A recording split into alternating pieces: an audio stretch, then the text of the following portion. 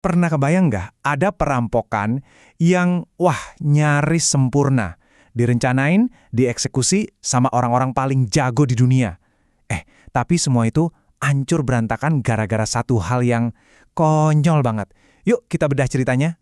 Oke, kita mulai dari angkanya dulu ya. Siap-siap. 26 juta pound sterling. Itu kalau dijadiin rupiah, lebih dari 475 miliar rupiah. Gila kan? Dan duit segitu loh dicuri dari satu rumah doang. Dan ini tuh bukan perampokan biasa ya. Ini benar-benar mecahin rekor. Jadi perampokan rumah terbesar sepanjang sejarah Inggris modern. Skalanya itu udah deh nggak masuk akal. Pelakunya jelas bukan amatiran.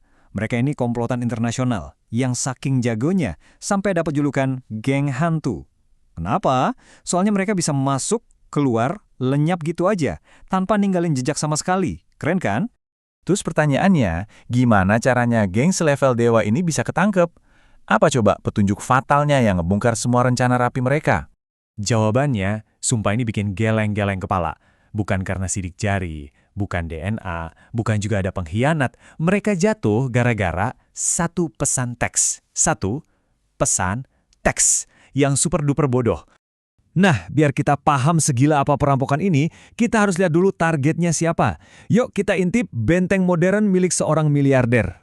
Coba deh, lihat detailnya. Lokasinya itu di Billionaires Row di London. Punya 57 kamar, coba bayangin. Tetangganya aja Pangeran William. Dan yang pasti, ada penjaga profesional yang siaga 24 jam. Ini sih bukan rumah lagi namanya. Ini udah kayak benteng. Dan kutipan ini benar-benar ngejelasin semuanya. Orang-orang mikir, wah ini pasti rumah paling aman se-London. Benteng yang nggak mungkin bisa ditembus. Asumsi yang, ya ternyata salah besar.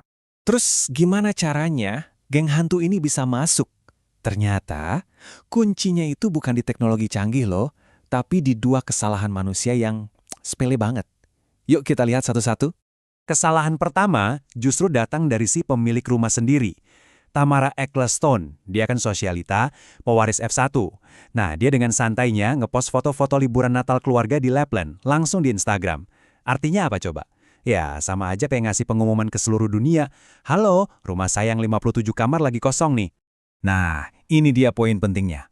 Zaman sekarang, perampok tuh nggak perlu ngintai berhari-hari, nggak perlu pasang mata-mata. Cukup scroll Instagram aja. Ini contoh paling nyata gimana oversharing di medsos itu bisa jadi undangan terbuka buat penjahat. Terus, celah kedua, ini sih yang paling klasik, faktor manusia. Rencananya kan keren banget tuh, ada tim penjaga 24 jam penuh. Tapi kenyataannya, ada satu penjaga yang ninggalin posnya, cuma buat beli makan malam. Cuma sebentar doang, tapi kelalaian sesingkat itulah yang jadi pintu masuk buat mereka. Oke, sekarang kita balik lagi ke pertanyaan di awal tadi. Gimana ceritanya satu pesan teks konyol bisa ngancurin geng yang super rapi dan anonim ini? Jejak digital apa sih yang mereka tinggalin?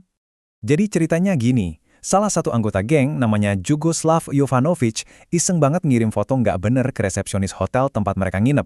Si resepsionis ya jelas kesal dong, terus dia simpen nomornya di handphone dengan nama kontak Weirdo. Nah, pas polisi mulai nyelidik, mereka ngecek HP para staf hotel. Nemu kontak aneh ini. Dan dari satu nomor weirdo inilah semua jaringan geng hantu kebongkar. Bener-bener blunder yang epic. Akhir ceritanya gimana? 3 anggota geng akhirnya ketangkap dan dihukum penjara. Tapi otaknya si Daniel Vukovic yang punya 19 nama samaran itu sampai sekarang masih jadi bulonan. Dan yang paling nyesek buat korbannya, sebagian besar harta senilai 26 juta pound sterling itu ya hilang aja, nggak pernah ketemu lagi. Tapi tahu nggak, cerita ini lebih dari sekedar kisah kriminal yang seru. Ini tuh kayak studi kasus yang ngasih kita pelajaran penting banget soal keamanan di zaman serba digital kayak sekarang. Nah, ini ngenalin kita ke satu konsep kunci, namanya OSINT atau Intelligence Sumber Terbuka. Gampangnya gini, ini tuh teknik ngumpulin info dari sumber-sumber yang bisa diakses publik, kayak postingan medsos. Di kasus ini, para perampok itu jago banget OSINT-nya.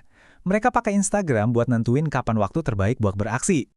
Dan ini dia pelajaran utamanya, inti dari semua cerita ini.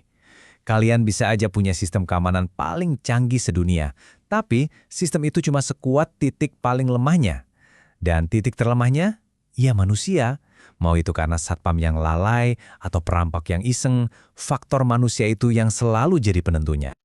Jadi aku mau tinggalin kalian sama satu pertanyaan ini buat direnungin. Di dunia dimana kita kayaknya udah biasa banget pamerin setiap detail hidup kita di dunia maya, kita sadar nggak sih berapa harga sebuah privasi yang sebenarnya? Dan apa kita udah cukup baik menjaganya?